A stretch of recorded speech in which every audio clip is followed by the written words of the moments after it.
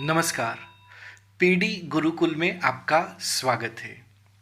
इस वीडियो का टॉपिक है a secure future for platform workers. तो इस टॉपिक को समझने से पहले हमको इस शब्द का मतलब समझना पड़ेगा, जिसका नाम है प्लेटफॉर्म वर्कर्स। ये प्लेटफॉर्म वर्कर्स हम कहते किसको है? तो नॉर्मली जो ट्रेडिशनल काम होता है, जैसे कोई भी जॉब होती है तो उसमें कोई मालिक होता है और उसका कर्मचारी होता है, एम्प्लॉयर एम्प्लॉई रिलेशनशिप होता है, या फिर वर्कर और एंड ओनर का रिलेशनशिप होता है। तो उसको हम ट्रेडिशनल काम कहते हैं। लेकिन आज का ज़माना जो है वो एक नए काम को प्रोत्साहन देता है, जिसका मतलब है प्लेटफॉर्म वर्कर्स। अब ये प्लेटफॉर्म वर्कर का मतलब ये नहीं होता कि प्लेटफॉर्म के ऊपर काम करने वाले लोग। प्लेटफॉर्म वर्कर्स का यहाँ पे मतलब है ऑनलाइन प्लेटफॉर्म पे काम करने वाले लोग। जैसे कि आप स्विगी अगर देखो, स्विगी जो है वो डिलीवरी करता है। जैसे आप जोमेटो की बात करो कि वहाँ जो वर्कर होते हैं, जो डिलीवरी बॉयज़ होते हैं, तो वो एक्चुअली कॉन्ट्रैक्ट पे काम करते हैं। यहाँ तक कि जो फ्रीलांसर्स होते हैं, एक आदमी जो ट्यूशन लेता है, एक स्टूडेंट जो ट्यूशन लेता है और पैसा कमाता है, ये सारे अभी लोग जो है उसको हम बोल सकते हैं कि ये ऑनलाइन प्लेटफॉर्म वर्कर्स है।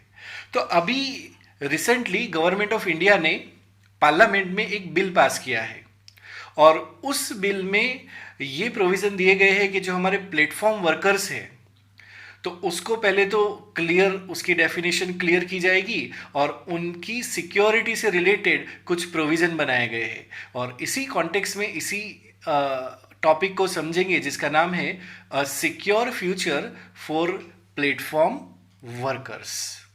तो आइए पहले समझते हैं इसका कॉन्टेक्स्ट, मतलब किस कॉन्टेक्स्ट में, why this is in news, ये न्यूज़ में ये मुद्दा क्यों था। तो कॉन्टेक्स्ट ये है कि the code on social security bill 2020 for the first time in Indian law, पहली बार भारत के नियम में, भारत के कानून में इस बिल ने डिफाइन करने की कोशिश की कि प्लेटफॉर्म वर्क क्या होता है। तो प्लेटफॉर्म वर्क का मतलब है it is outside of the traditional employment category. इसी कॉन्टेक्स्ट में पार्लियामेंट ऑफ इंडिया ने 3 लेबर कोड बिल को पास किया, जिसका मकसद था, जिसका एम था लेबर वेलफेयर रिफॉर्म्स, कि लेबर का जो वेलफेयर है, उनकी सोशल सिक्योरिटी है। जैसे नॉर्मली जो इनफॉर्मल सेक्टर में जो होते हैं या फिर कॉन्ट्रैक्चुअल बेसिस पे होते हैं, उनका पेंशन का कोई प्रोविज़न नहीं होता, उनके पीएफ प्रोविडेंट फंड का कोई प्रोविज़न नहीं होता, उनकी कोई सोशल सिक्योरिटी नहीं रहती है। तो उनके फ्यूचर को सिक्योर करने के लिए ये 3 बिल पास किए गए हैं। तो इसका मकसद यही है कि लेबर का वेलफेयर होना, and it covers more than 50 crore organized and unorganized workers in the country. Organised worker मतलब जो, मतलब रजिस्टर्ड कंपनी होती है, कोई फैक्ट्री होती है जिसमें उनका रजिस्ट्रेशन भी होता है, आपको उनके बारे में बहुत सारी डिटेल्स भी मिल जाएगी फॉर्मल। और अनऑर्गेनाइज्ड मतलब ऐसे काम या फिर ऐसे फैक्ट्री जो मतलब जिसमें वर्करों की संख्या कम रहती है, कल को बंद भी हो सकती है और ये फ्यूचर में चल भी सकती है। तो अनऑर्गेनाइज और ऑर्गेनाइज वर्कर को अगर आप देखो तो it is covering more than 50 crore workers in the country. This step of government open the doors for social security to those in the self employment sector। तो मतलब जो सेल्फ एम्प्लॉयमेंट करते हैं, जैसे अभी हमने बात की कि स्विगी पे काम करता है डिलीवरी बॉय, या फिर पिज़्ज़ा डिलीवरी का काम करता है कोई, या फिर कोई ऑनलाइन ट्यूशन पढ़ाने का काम करता है, या फिर जो ओला की जो गाड़ी चलाता है, ओला के नाम से जो ड्राइवर होते हैं, या फिर अपनी गाड़ी को रजिस्टर करके ओला या यूबर से मतलब गाड़ी चलाते हैं। तो ऐसे लोगों का जो, उनको हम बोलते हैं self employment sector, self employed person. तो उनके लिए सोशल सिक्योरिटी को सुनिश्चित करना है, और इस कॉन्टेक्स्ट में 3 बिल रखे गए। तो ये प्रिलिमिनरी एग्जामिनेशन के लिए बहुत ही जरूरी है, कौन कौन से 3 बिल है जो प्लेटफॉर्म वर्कर के लिए, ऑनलाइन प्लेटफॉर्म वर्कर के लिए या सेल्फ एम्प्लॉयमेंट सेक्टर के लिए रखे गए, पास किए गए। तो पहला बिल है जिसका नाम है सोशल सिक्योरिटी कोड 2020। दूसरा बिल है, उसका नाम है code on occupational safety health and working condition code 2020। मतलब जब भी कोई काम करता है, सपोज कोई फैक्ट्री में काम करता है या फिर ओला उबर का ड्राइवर है, सेल्फ एम्प्लॉयड है, तो अगर एक्सीडेंट हो जाए तो एक्सीडेंट होता है तो who would be the responsible, who will be responsible for that, कि मतलब वो खुद रिस्पॉन्सिबल होगा या गवर्नमेंट रिस्पॉन्सिबल होगा या फिर जो कंपनी की तरफ से वो काम करता है वो रिस्पॉन्सिबल होगा। अगर हमारे घर में जो डिलीवरी करने के लिए आता है स्विगी की तरफ से या फिर किसी भी कंपनी की तरफ से, जो ऑनलाइन हम कुछ खाना ऑर्डर करते हैं, तो अगर रास्ते में उसका एक्सीडेंट होता है तो उसकी सेफ्टी की जिम्मेदारी कौन लेगा? उसकी हेल्थ या उसकी वर्किंग कंडीशन है, उसकी जिम्मेदारी का क्या होगा? तो उसी कॉन्टेक्स्ट में सेकंड बिल को पास किया गया जिसका नाम है code on occupational safety health and working condition code 2020। और तीसरा बिल जो पास किया है उसका नाम है इंडस्ट्रियल रिलेशन कोड 2020।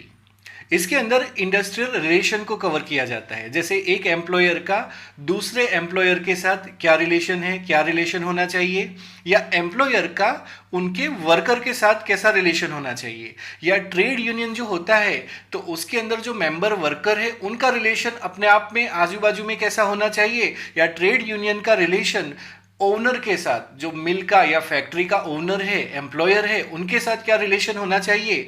इसको जो गवर्न करने वाले जो लॉ है इसको इस तीसरे बिल में कवर किया गया है जिसको बोलते हैं हम इंडस्ट्रियल रिलेशन कोड 2020। तो रिसेंटली गवर्नमेंट ऑफ इंडिया ने, या हम बोल सकते हैं कि पार्लियामेंट ऑफ इंडिया ने इस तीनों बिलों को पास किया है, इसीलिए ये खबर न्यूज में थी।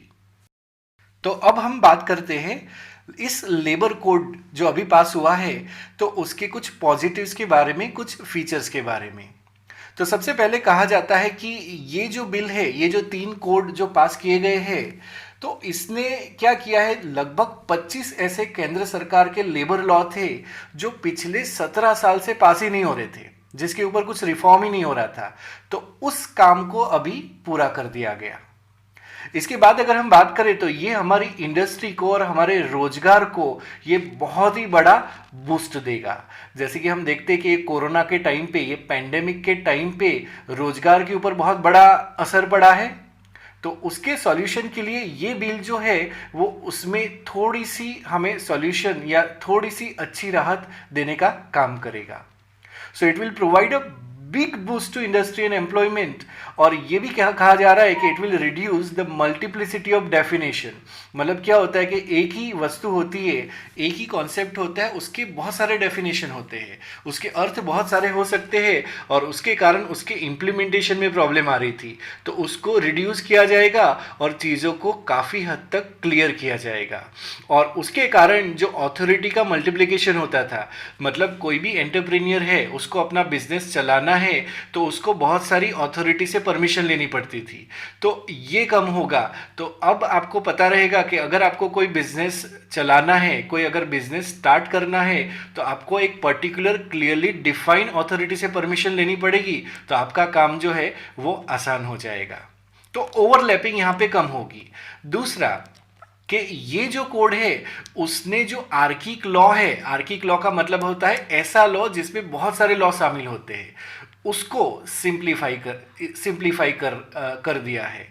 इसका मतलब है कि जो इंडस्ट्री में जो डिस्प्यूट होता है, जैसे कि एम्प्लॉयर का दूसरे एम्प्लॉयर के साथ डिस्प्यूट होता है कल को सपोज, या फिर एम्प्लॉयर का एम्प्लॉय के साथ, वर्कर के साथ जो डिस्प्यूट होता है, या कभी कभी जो मैनेजमेंट है उसका ट्रेड यूनियन के साथ जो डिस्प्यूट होता है, तो उसका सॉल्यूशन जो है वो जल्दी आएगा, ऐसे प्रोविज़न यहाँ पे किए गए हैं। जो एडजुडिफिकेशन प्रोसेस है, कि जो मतलब न्यायिक प्रक्रिया है इस इंडस्ट्रियल डिस्प्यूट में, तो इसको भी जल्दी जल्दी आगे बढ़ाया जाए, जल्दी जल्दी डिस्प्यूट का निवारण किया जाए, इसके प्रोविज़न यहाँ पे हमें क्लियरली दिखते हैं।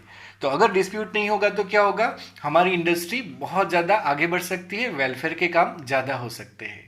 और उसके बाद ये देखा जा रहा है कि ये जो कोड है जो पास अभी हुआ है, तो वो एक सिंगल लाइसेंसिंग मैकेनिज्म को लाएगा, कि जब आपको बहुत सारे लाइसेंस लेने होते हैं तो it will impact your productivity या फिर आपकी वेलोसिटी।